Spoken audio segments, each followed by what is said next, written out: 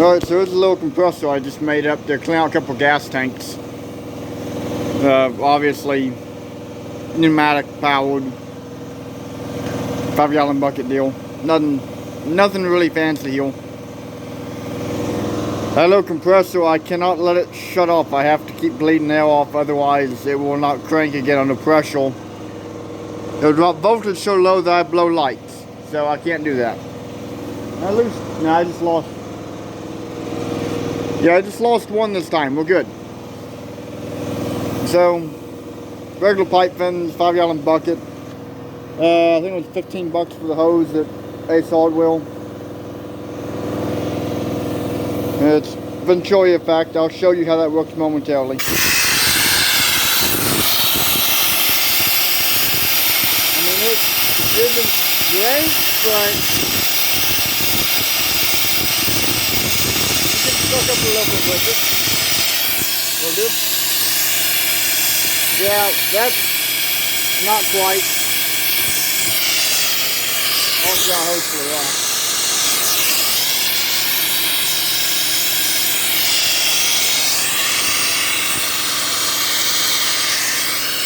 Alright, so I'm going to block the end of the hose.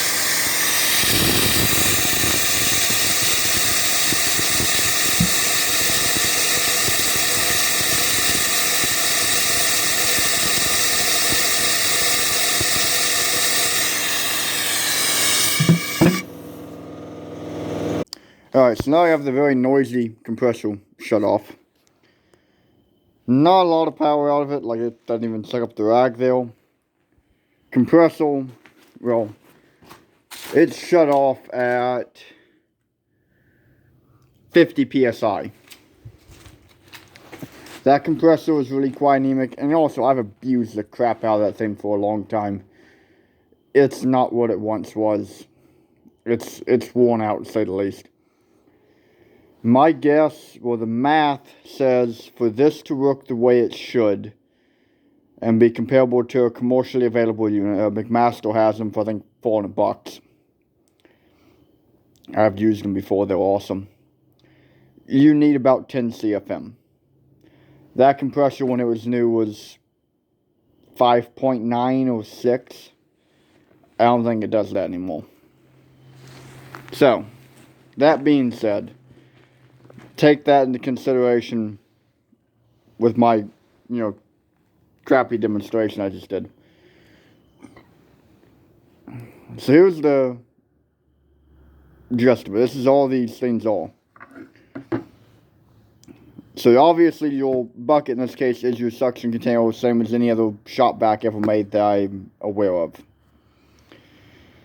T-fitting, this was just scraps I had laying around and a couple flanges to gasket it to a bucket lid. Same thing over here. There's beetle tape between this and the bucket, and there's beetle tape between this and the bucket to try to make it, somewhat airtight. Also notice I didn't even use thread tape on any of this. I'm not overly concerned here. So your inlet ball valve, I just have a 1/4 inch laying around. I think that's, I'm guessing that's meant for air hoses and whatnot. I tapped the inside of the ball valve so I could take a 1/8 inch MPT brass fitting and solder on a 1/4 inch line that's roughly 7 inches long. Soldered that in, threaded it into here. The only reason I didn't solder this directly to this is I didn't want to bung the O-rings out of this valve. The point of this is the air escaping is past this junction.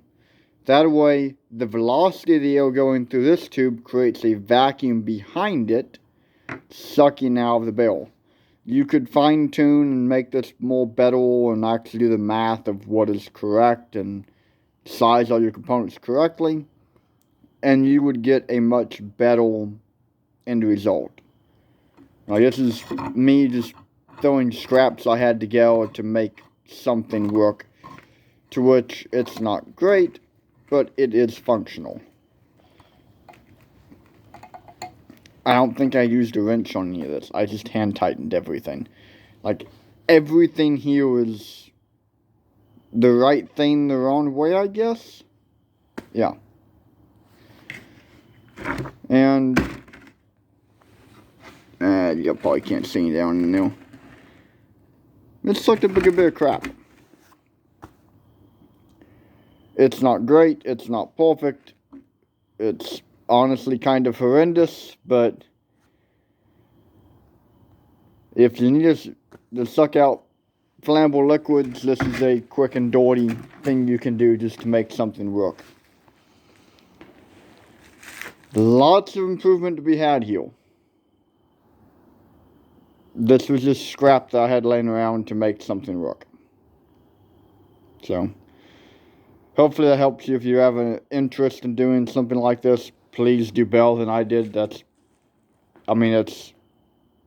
an abomination to say the least, but hopefully it gives you an idea of a starting point and is of some use for whatever you want to do.